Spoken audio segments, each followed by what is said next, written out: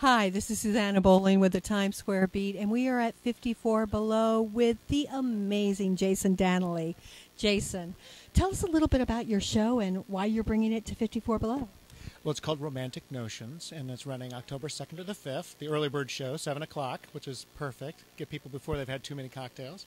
And it's inspired by my idols, Tony Bennett and Mel Torme, a couple of my idols. I have many more idols, singing idols, but their collaboration specifically with their jazz pianists, Bill Evans with Tony Bennett and George Shearing with Mel Torme. And I have the fantastic Ted Firth. One of the greatest jazz piano players anywhere, but at least in the New York City area.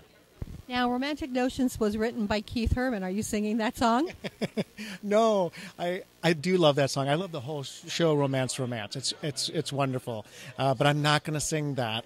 But I will say that it was inspired by that. The whole evening is sort of based on my romantic notions I've had from a young boy. For some reason, obsessed and haunted by love and romance. I can't explain why, except maybe the Irish in me, that doomed Irish, always looking for the love of your life. And then if you're fortunate enough to find that person, like dancing like a ridiculous fool at how lucky you are, and then always waiting for that second shoe to drop. What could possibly happen? So it gives you a wide swath of opportunities to sing about. And so that's what the Romantic Notions comes from. Now, I find it hard to believe that this is what you're singing about because you found your love and you're like happily married. Yeah, Marin and I met 19 years ago. We're celebrating 18 years married October 19th. And it leads up to us meeting, and then some of the more joyous, dancing ridiculously in my heart songs are about us meeting. And of course, romance and marriage and love is not always, a bed of roses, and it's not always easy.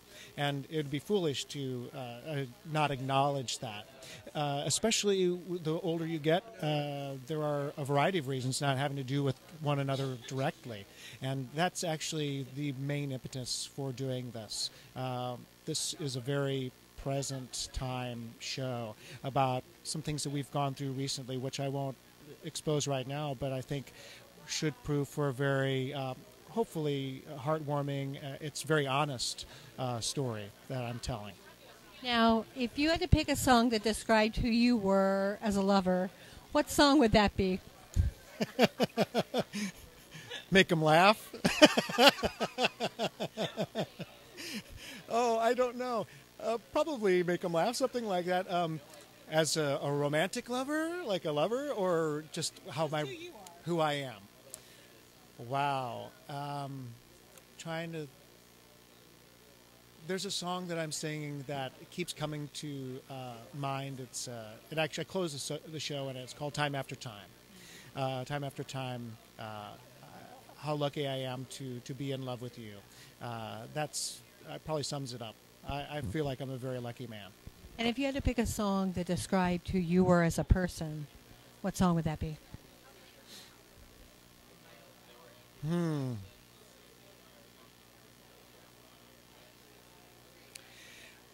It jumps to, not a song that I'm doing in the show, but a song by Lynn Ahrens and Stephen Flaherty from, what is the show called? It was at Lincoln Center, The Glorious Ones, a song called I Was Here.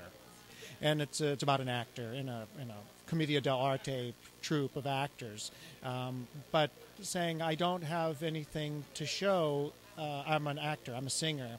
That all my work is right now. I'm not a poet. I'm not a sculptor. None of the things that I do will be left except for an interview, on YouTube 20 years from now, or recordings. But theater is so in the moment, and all I have is what I have right now, and what I have is this moment.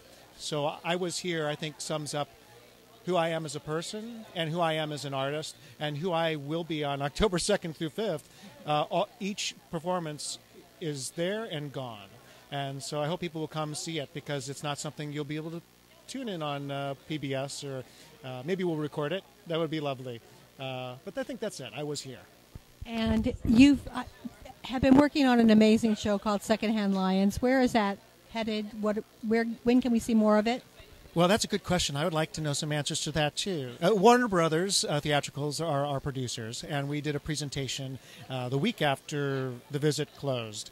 And we were looking for a theater to do a proper out-of-town tryout with the Broadway sets and everything. We did it at Fifth Avenue Theater in Seattle, and this would be another more geared toward Broadway out-of-town tryout. So I'm hoping that's within the next year and a half, because it's a really fun family musical, and I get to play an evil Moroccan sultan and twist my goatee mustache and sword fight and do evil things to people. And is there any TV or film or even Broadway that we can see you coming up in? No TV and film, but I would always be welcome. That would always be welcome.